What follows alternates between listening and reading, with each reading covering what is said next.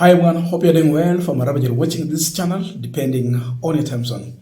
Now, when Raila Odinga and William Ruto had a parliamentary group meeting that brought together Kenya Kwanza and ODM, in their mind, I think they thought that they are looking for something that will help them to push for their agenda going forward.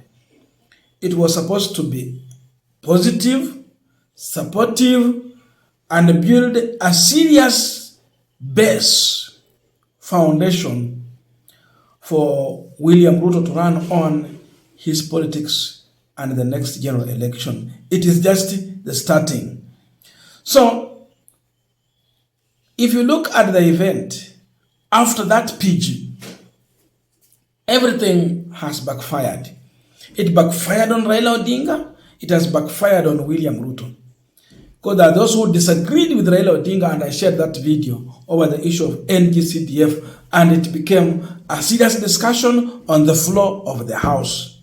In fact, they called Raila Odinga in the presence of William Ruto in that event. I shared the video here. Yesterday, members of parliament walitenga muda wao ili kumjibu Mheshimiwa William Ruto. So they spent the entire session responding to William Ruto. Kimani Ichungw'Wah was one man who would stand with Ruto even when everyone is saying no. Who would defend William Ruto even where you are seeing that high-fi. But Kimani Ichung'W'Wah is there defending William Ruto. Yesterday, Kimani Ichung'W'Wah has changed his tone. He has changed completely. And he is even going further to threaten William Ruto with an impeachment. Kuna wengine walisema Kimani Ichung'W'Wah was being fattened for slaughter. Sijui. But according to him, he's clear that as members of parliament, they don't do oversight as a favor to anybody. Not to the president, not to the executive. Sio ile cabinet yake na sio kwa Ruto mwenyewe.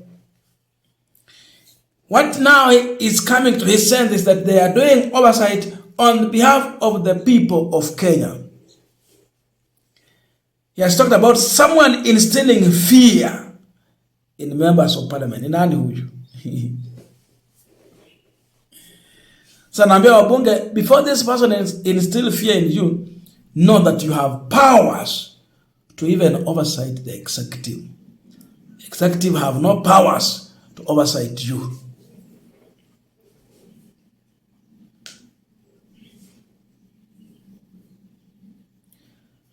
So with that, I see Kimani Ichung'W'Wah protesting on the floor of the House against William Ruto, but he has come out with a serious warning to the president.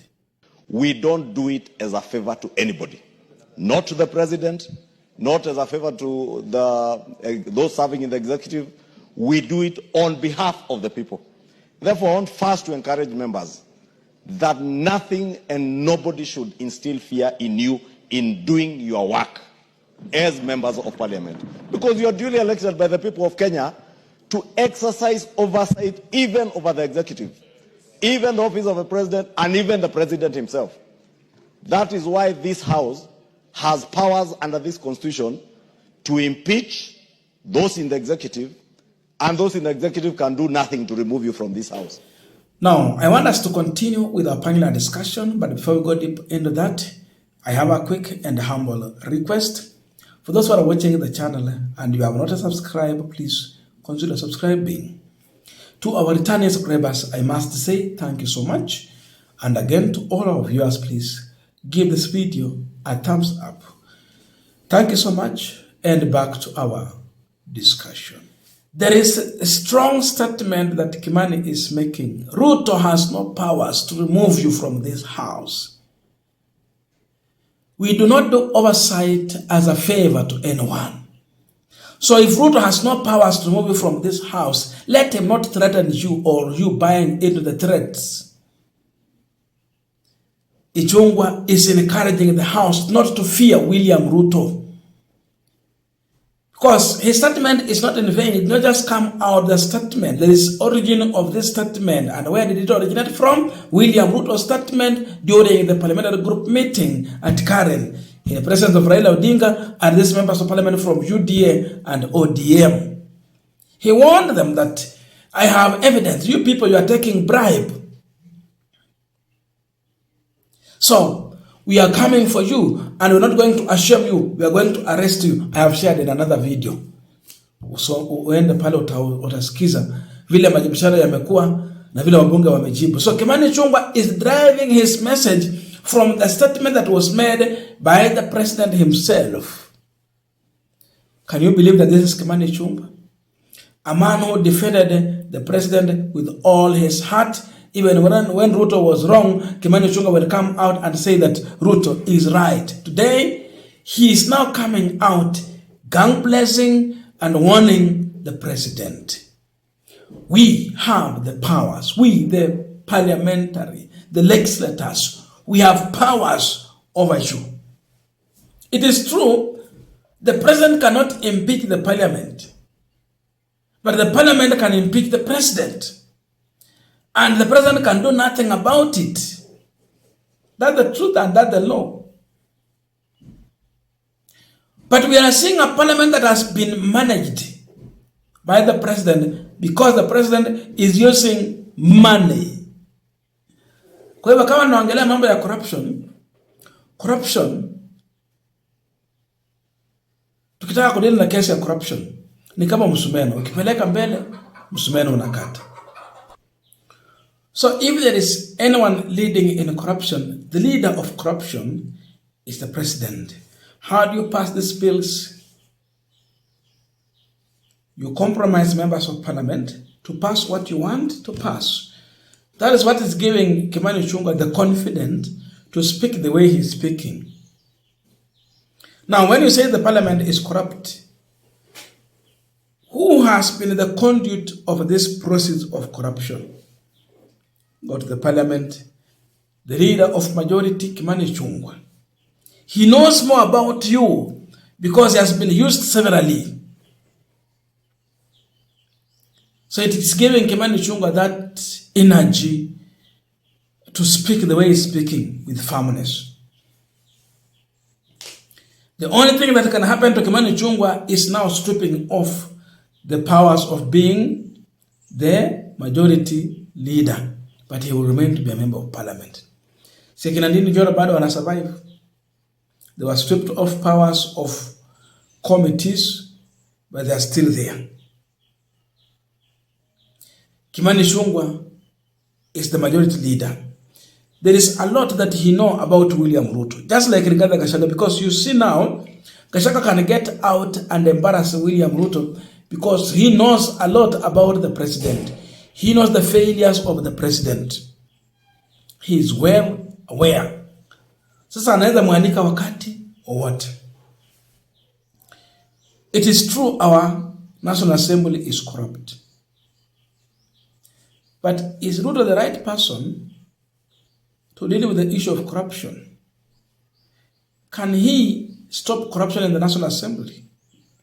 For William Ruto, he cannot because he is the one who has been bribing members of parliament when he wants to pass various bills. So how do you now stand on the same altar and warn the members of parliament with the threat of being arrested for receiving corruption? Priest wa corruption, Mheshimiwa William Ruto. Mepeleka paka kwa wabunge. Saizi, we cannot trust Ruto that is going to fight corruption. And you see, the members of parliament, if indeed there was a way that Ruto can really fight corruption, watanyamaza. But now they are speaking very loud. And they're even asking the speaker to summon the president of the parliament so that he can explain what he means. There is a lot they know about William Ruto. So when it comes to corruption, Ruto cannot tell us that he can lead the fight against corruption. The parliament is now daring him. including those who used to defend him. Now they're coming out. And by the way, ukisema parliament iko corrupt, I think you are tarnishing the name of the speaker and the majority leader, majority whip. So those are the people, the first faith you will see there. Wetangula was officiating a corrupt parliament.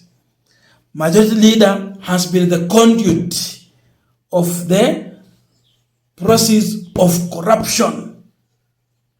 Because now he has been the face of the government in the parliament. These people are now turning against William Ruto and they are daring him. So Ichungw'Wah is telling members of parliament, don't fear. No one should make you feel afraid. Who can make members of parliament to feel afraid? It is the president. So Ichungw'Wah is against William Ruto's position or statement. I don't know your views, but please let us meet in the comment section to continue with our discussion. Thank you so much and see you in our next video.